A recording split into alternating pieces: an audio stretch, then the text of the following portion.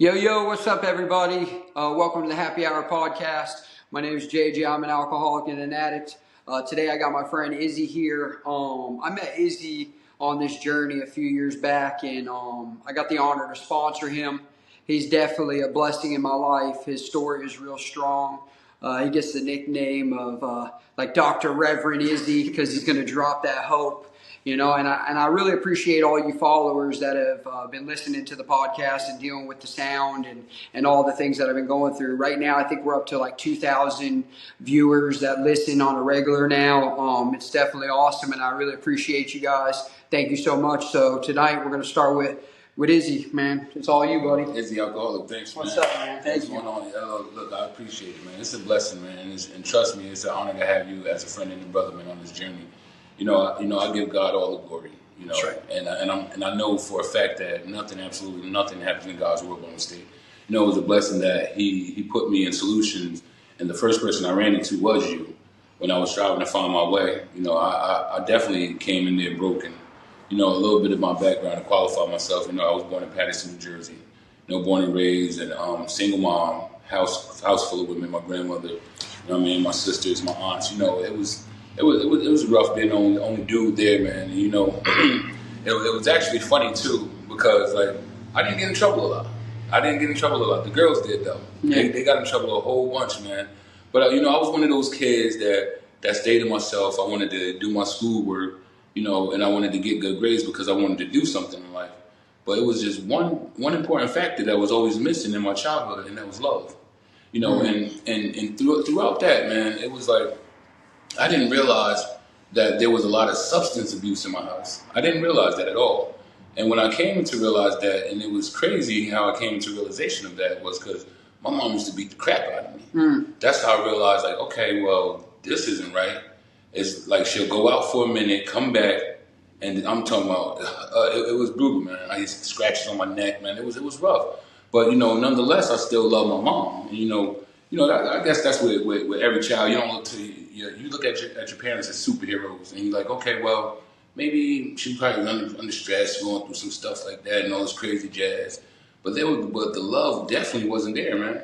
So what I did was I thought that maybe if I get some friends that's not in school, that's hanging out, the cool kids, maybe I could find that love then. Right. But it was rough, and I mistook. How you say that? Mistook being a stunt dummy for love. Because see, I realized that these cats that I was hanging around with, they liked the fact that I was smart as hell in school. I could play sports, and that I didn't mind getting into a fight. So they loved that. So they used me for that, but I didn't look at it as them using me. I looked at it as, oh man, these my boys, man. Right. You know what I mean? To fit in. Yeah, just to fit in, man. And I thought that was cool. But let me double back like a camel real quick. Some important things happened in my childhood that was detrimental to my recovery nowadays. My grandmother hated me so much. What I felt was because she didn't like who my father was. And see, I never knew this cat, so I don't know how he looked. I don't know whether I looked like him or not. But she used to torture me. Yeah, I used to get sent to school with drugs in my book bag. Didn't know it. I had no clue about drugs at that point. No clue at all. And I was hurt. I was a hurt kid, and I tried to reach out in different ways while I was in school, man. Like to teachers that actually gave a crap about me. I stayed in school suspension.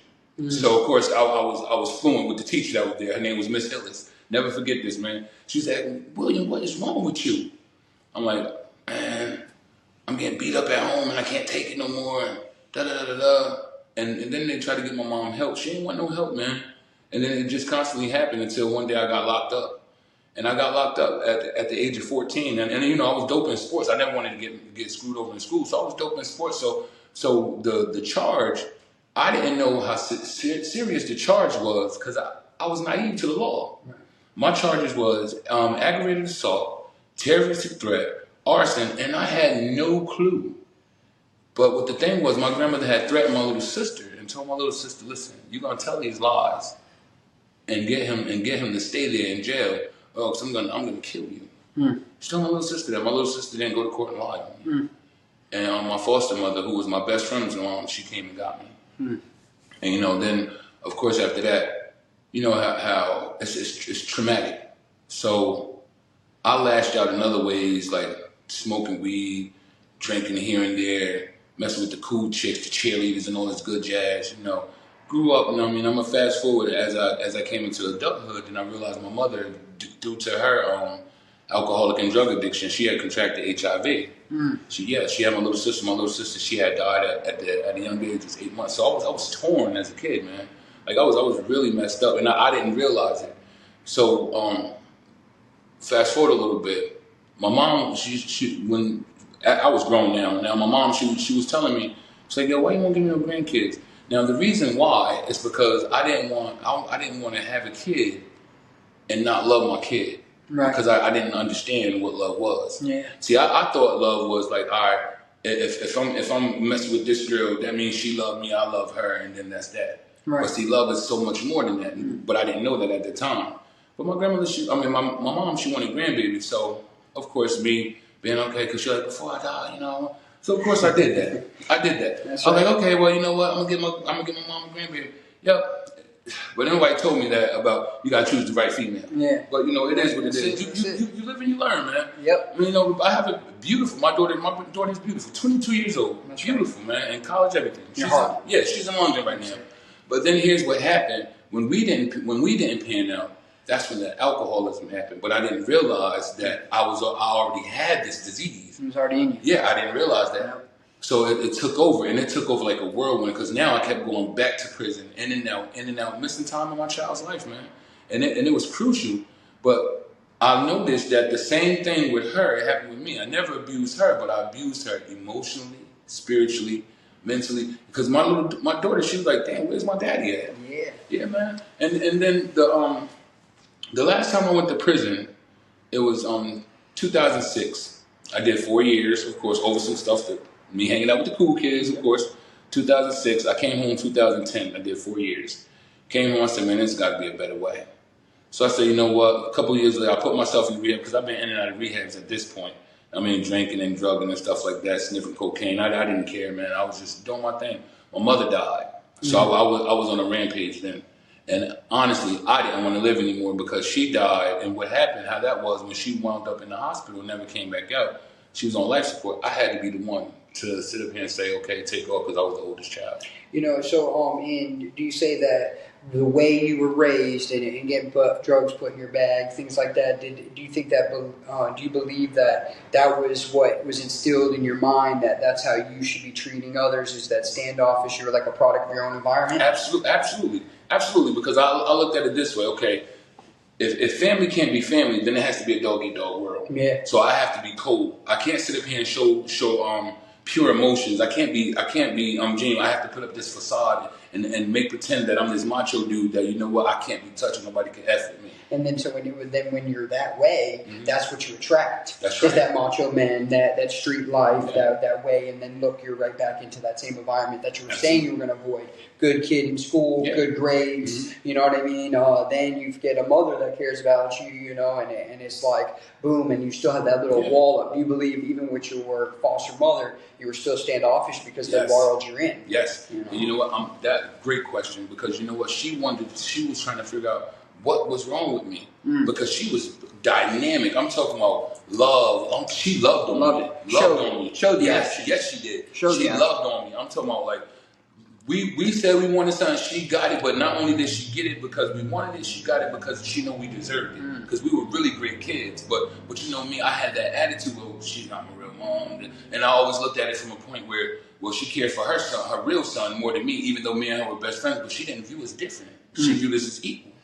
She did not sit up here and give one something and not the other. She was not like that. You know, and I believe the people that sign up, that do it out of their heart, that's how they are. They have to have that in their life. I think God gives that to them and says, hey, I don't care if he's my adopted son or he's my blood son. I have to treat him equally. You know, them are the right ones. Yeah. You know. And definitely. That's what I loved about her, man. She was a dynamic person. She pushed me in school, pushed me to do sports. But you know, she was this person. Now, I didn't realize this until later on. She was this person. She was like you could come to me and talk to me about anything. But see, since I never had that, it was foreign It was to me. It was weird. Yeah, it's like, let me go tell you my feelings. And the people that I exactly trusted got me to the situation I'm in now. And that's how I felt throughout my whole life. Yeah. Check this out. In 2015, I said, you know what? I was drunk one day.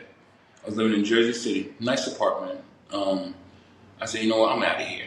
Had a nice woman and everything too. I destroyed her life as well because I was a tornado. Of course. And so what I did was I said, I'm out of here. I found South Carolina where some of my father's family was at, and they told me to move down here. So I came down here, and I was like, okay, well, you know what? I'm out of Patterson, New Jersey. I'm out of Jersey, period. No, nobody knows me. I could do the same thing. I could do everything better here. And one important factor that I didn't come to terms with was that I take me everywhere I go. That's right. So it's just a different playground, but I'm still there. Yeah, it's still you. Yeah, my behavior was jacked up. Mm-hmm. Even met a nice woman. A woman. Now, this is not no girl. This is a woman. Mm-hmm. Met her when I first came down here. Met her at Chiefs. I bumped into her coming out the bathroom in the bar. Mm-hmm. Lo and behold, this woman is with me till this day, and she's my wife now. That's right. Yeah, we've been married 5 years together for now. Yeah, that's right. She's my wife now. That's right. And I put her through the ringer, man, until it was this one brutal day in 2021. It was in September. My clean date is September 4th, 2021. Mm-hmm. And I hit my pastor up September 3rd, and so I want my money back from this marriage retreat, blah, blah, blah, blah. I'm getting a divorce. I hate this stuff. He said, let me talk to you, man. So on the 4th, I no mind, no altering substance. I was clean. On the 4th, September 4th, I went to talk to him. It was on a Saturday. So, man, I'm speaking, me, him, my wife. He's like, this is not you. He said, something has to be done. I said, man. And he said, what are you doing? I told him, I said, man, I'm sniffing a whole bunch of cocaine, drinking alcohol, man. I'm just doing wrong, man. He's like, listen, man, hold your head up. He said, listen, we could get you help. He said, because I'd rather pray with you than pray over you. I didn't understand what that meant, but it meant that he loved me so much he didn't want to see me die. He didn't want to see me kill myself. That's right. And then what happened was I went into a program September 21st, 2021. I didn't like it. It was overcomers. I was there for 7 days. I said, man, this ain't me. I don't mind faith-based programs, but I needed more because I needed to learn. I said, it's more to this thing because how I'm going to tell you why I thought that, because he had said to me that day on the 4th, he said, you know what? There was this girl that we used to counsel, and she had issues, and we didn't know what it was. And then she sat down with a psychiatrist one day, and then things started coming out that we didn't know of. And lo and behold, the girl had problems from way back that she thought she suppressed. But you see, we don't realize it as ex-problem drinkers that we have problems that we suppress that come up to the forefront, and then we display these actually without even realizing it. We don't understand this. And see, and when he told me that, I said it has to be more to faith-based. So I found this awesome program called a Solutions Recovery Program, and I came in there September 27th, 2021. Came there and I stayed. I met some dynamic people. Now here's what happened. I met of course you, super full of life. I'm like, how is this dude so damn energetic like this? And it was amazing because I said, he's just happy for no reason. How do I get that happy? I said, well, you know what? It ain't gonna happen for me. But what I can do, I could just keep my guard up, stand my P's and Q's. You know what I mean? Because I ain't from here. Right. So I could just stand my P's and Q's, just get through this thing, and probably I'll be all right when I go home. It didn't happen like that. And that standoffish is that's what we're talking a little bit about, is like through the things you've been in your life, you have now realized, now that you're in recovery, you can point it out. And that's what I want the viewers to know is you come in the world you were raised in, the deck of cards you were dealt, and then all of a sudden you come to a place where you meet somebody like myself, very happy-go-lucky. I just got here before because I was the same way, standoffish. Hey, the world owes me, and I'm just going to get what I can out of this program and bounce. Now look at us. We're still here and we're still doing our thing. But biggest thing is like rewinding a little bit is, so now you've told us a little bit about your life growing up, where you come from, your grandmother, your mother, your foster mother. And then now when you were in your active addiction, what did like that 24 hours look like? What led you to come to you? Like that pain was so great. Yeah, I'm gonna tell you, let me tell you something, man. Look, when I caught a glimpse of myself, like scrounging up change just to wait for the ABC store to open up, man, it was like, damn, like this ain't me. But I'm looking like, okay, well, but I have everything, our clothes, sneakers, but it was brutal, and the torture that I put myself through, like, and I did not even care. And then one time it got so bad after I woke up from throwing up all over the place, pissing in the bed and all this crazy, throwing up blood, nose leaking blood. I said, man, I just wanted to end. Yeah. I took my gun. I never forget this. I lay down in my game room and just shot. Boom. The bullet went right across me and went right through the closet door. Went right through the closet door. And because I wanted it to end. I didn't want to hurt no more. And most importantly, I didn't want to hurt my wife anymore, man. Because I know I had grandbabies that actually care. Like I found a family that cared and loved me so much, and I couldn't even reciprocate that because I didn't even understand what love looked like or how it felt, or in order to display it. And it was rough, man, because and she just kept, what is the problem? And man, whew. That's right. It's deep. It's like just seeing her, like here's what she'll do. She's like, I know he didn't eat. She'll say, all right, I'm bringing you food. She'll drop off food on the porch and just leave. Or she'll come in and get some change of clothes and just leave because she knew I was still drunk and high. And she would not come home, man. And that hurt me because I was destructive. I ripped stuff up. I broke stuff.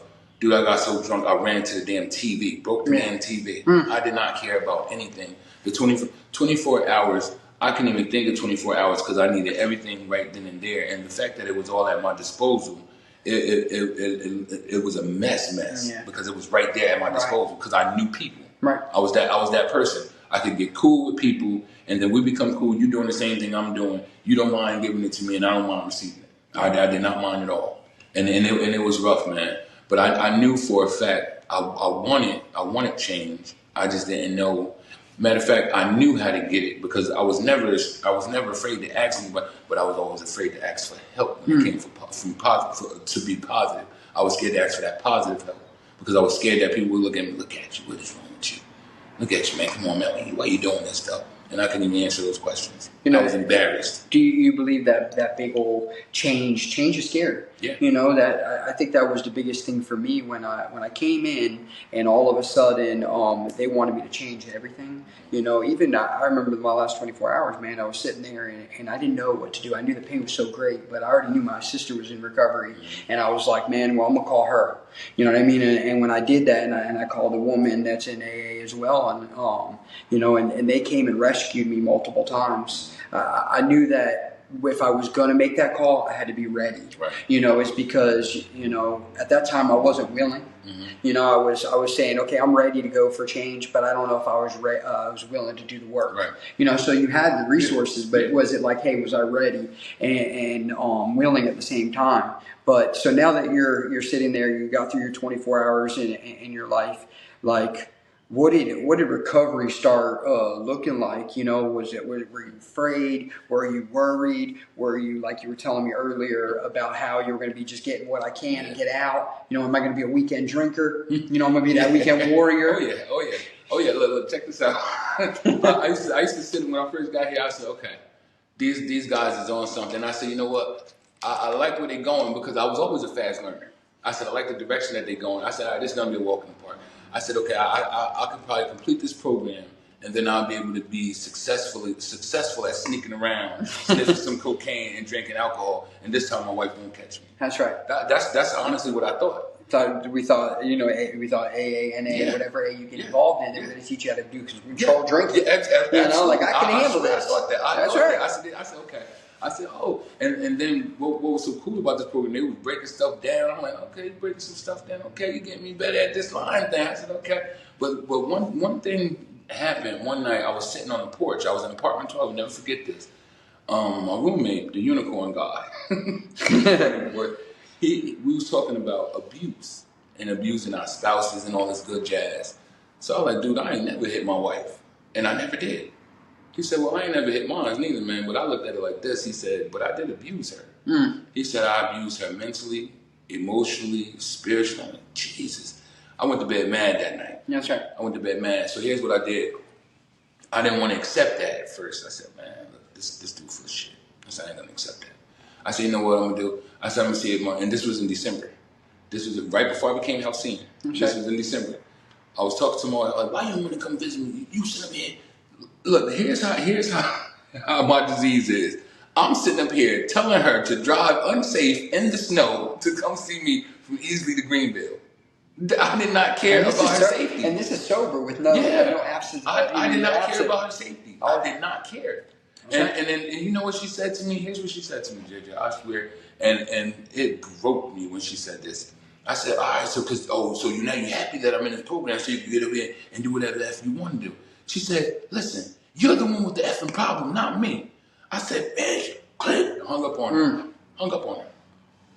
But that thing resonated though. Because I said, I'm the one with the problem, huh? I said, okay. Now here's what I said. I said, I'll fix you. I said, I'm learning this stuff. So January, my first sponsor skipped out on me. Then I met you. And then you was rough with me too. And I was like, well, that's what I needed. Because I was like, man, I ain't gonna. But then I started understanding why you were doing that. Because see, we have to understand the fact that there's a purpose on our lives that we don't know. And that's fine that we don't know. But when we embrace the process of purpose and the difficulties of being developed by God, then we're able to accept change better. Because see, I didn't realize the fact that, and I used to always preach it, that dissatisfaction comes change, but if you're content, you won't change a thing. And then what happened was that when I sat with you, it was cold. We were sitting in the solutions truck, and we was going over the fourth and fifth step.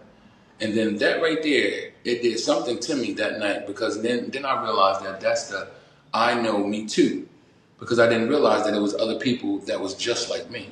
I did not realize that. And when you showed me that, like, dude, like, you could get this, man, because we're better than this. We've always been counted out our whole life, so why not count yourself in? Sure. And then check this out. I learned this thing. It says in the big book, it says that the only thing that grants us immunity from drinking except intensive work with other alcoholics. And I said, okay, so that means I have to work with other people. I have to show.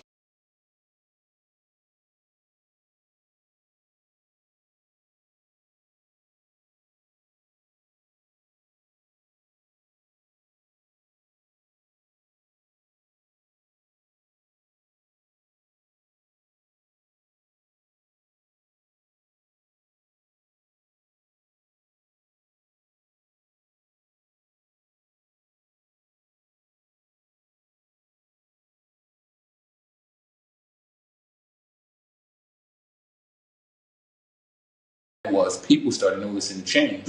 But I tell them, this is nothing that I did because I was fighting it. Yeah. I was fighting it. Oh yeah, I did too. Tooth and nail. Yeah. I wanted to do it my way. Yeah. 1-9-12. Yeah.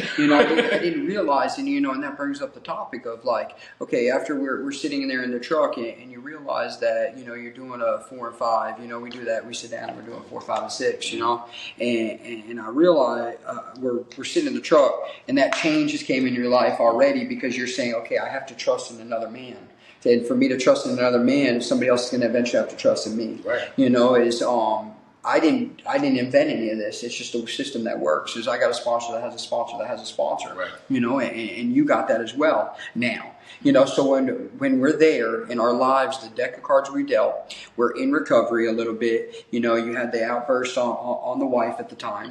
Is even though you didn't have the substance in your body, we still have that way. Oh, yeah. What was that change like with working these steps? You choose to call Alcoholics Anonymous, but with these steps, where was that point that you're like, okay, hey, I see where it is. Like you were having it with the conversation with the roommate, and then all of a sudden you're starting to notice that. Like, what pushed you to change and say, hey, I got to do this, or I'm going to still live dirty in my life even though I'm in recovery? Because let's be real, in recovery, there's still people living dirty. Right. And them are the guys we talk to all the time. It's like, hey, I haven't used drugs or alcohol, but I still am doing the junkie stunts. I'm still doing the manipulation. I'm still cheating on my wife. I'm still doing this. What made you say, okay, enough is enough? They're not going to teach me how to be a weekend warrior. They're going to teach me actually learn to have that recovery. Now, what taught me that, we was in a meeting, and Joe was sharing about humility, And then he's speaking about step 7. It says, humbly on our knees, asking to remove our shortcomings, dash holding nothing back. And his spiritual principle is humility, the quality of state of being humble, not proud or haughty, not arrogant.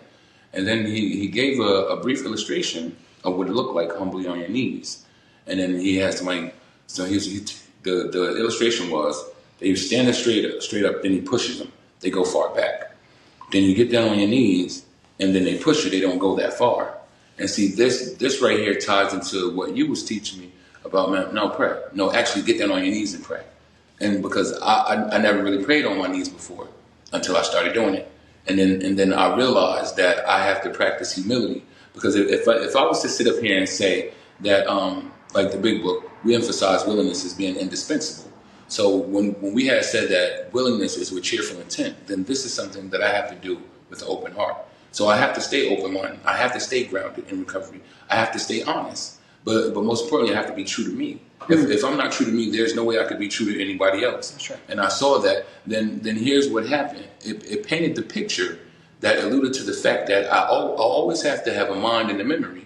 Now, if I close that, if I'm closed off, then of course I'm going to shut myself off to the sunlight of the Spirit. Now, what that entails is this, that I do not regret the past nor wish to shut the door on it, but here's what happened. I always remember, okay, here's what happened with my mom. All these things that happened in my life, here's what happened with my grandmother. Here's how she tortured me. Here's how my mom abused me. Here's how my little sister died. And here's how everything tied into one little ball. And it was just nestled and tucked in me where I didn't know how to handle it. And then if rubbed the wrong way, then I explode like a volcano. But what happened was these were all life-challenging experiences that led me to this point right now to be able to handle situations which used to baffle me. So now I'm able to reciprocate everything that's initiated. You see what I'm saying? But I know for a fact that I had to stay the course because with prayer that I have to be connected to the source. And my source and my power is my high power, which I choose to call God and Jesus Christ. That's in my life now. And what happened was he strengthens me, where he's the source, I'm the resource, and I can show people. Now I'm just transparent. Be transparent with everybody. Here's what happened to me. Now here's what's happening with me now.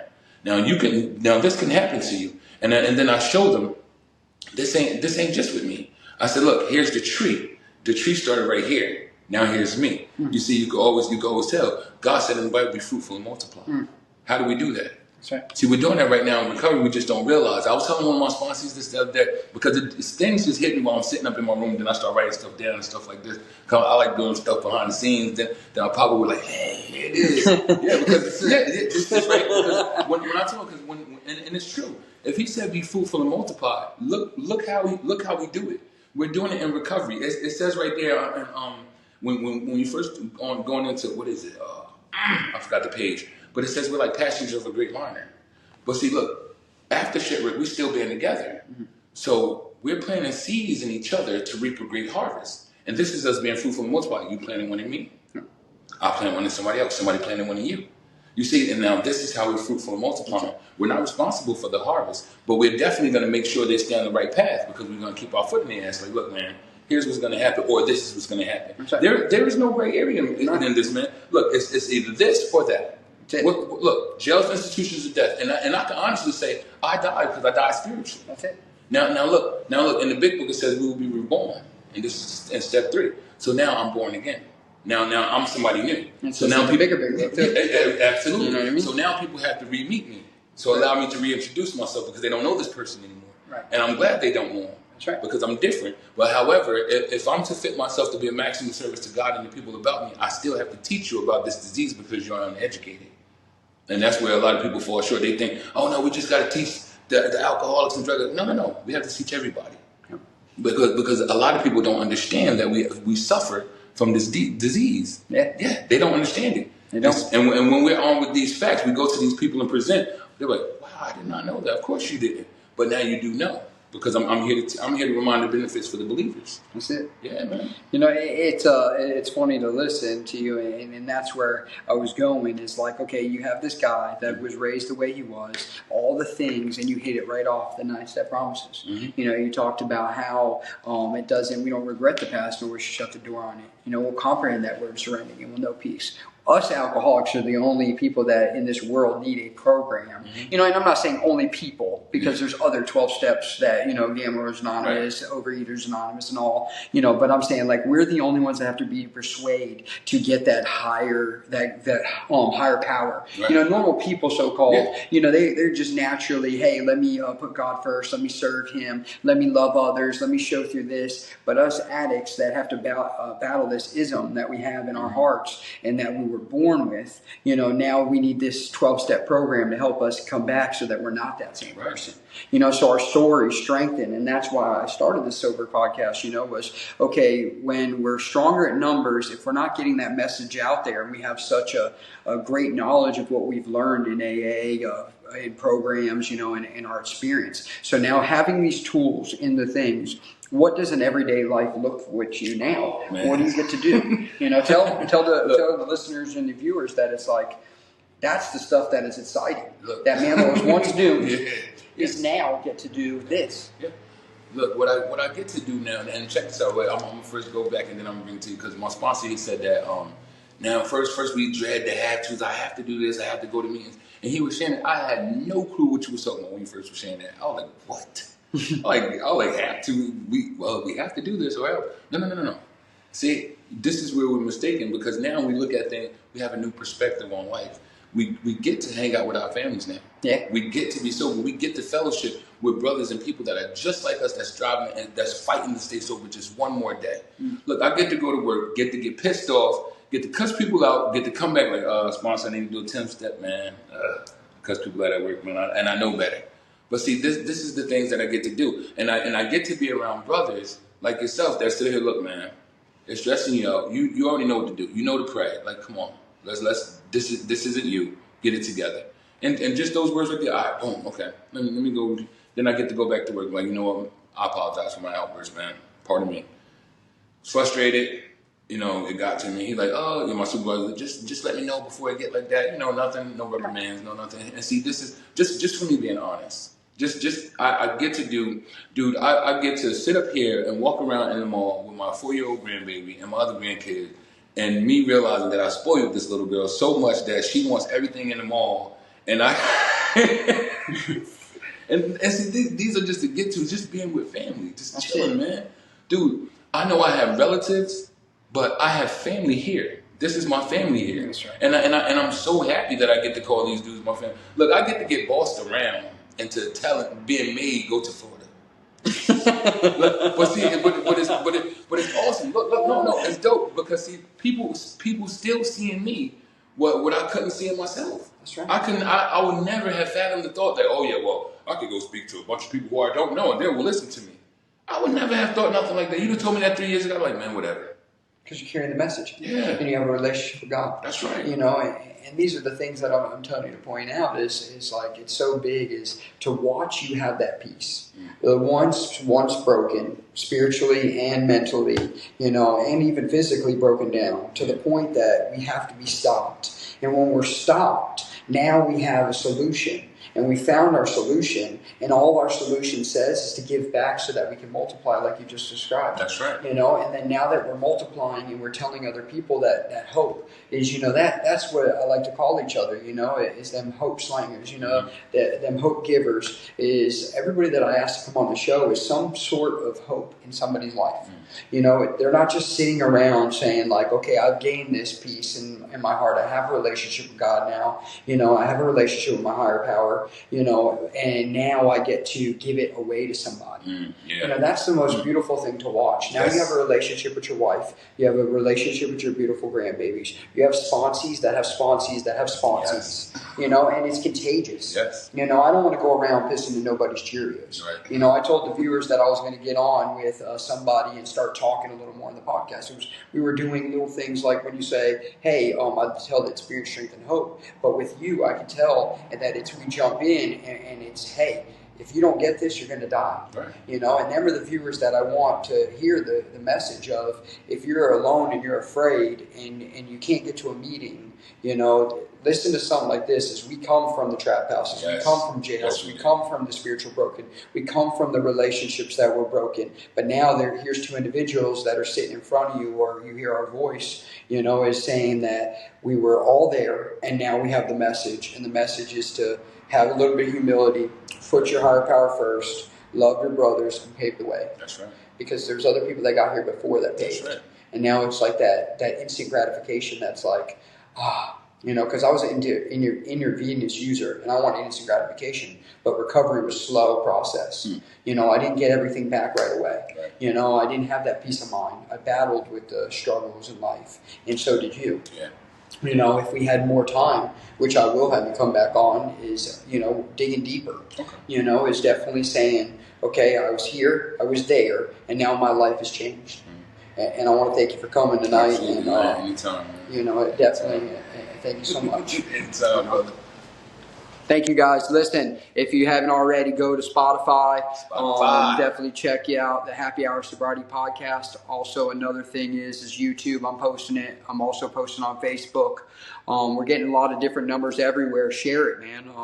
Definitely something. And if you're interested in, private message me on Facebook, Instagram, wherever I'm at. And definitely say, hey, JJ, I'd like to come on your show. All right. Thank you guys so much.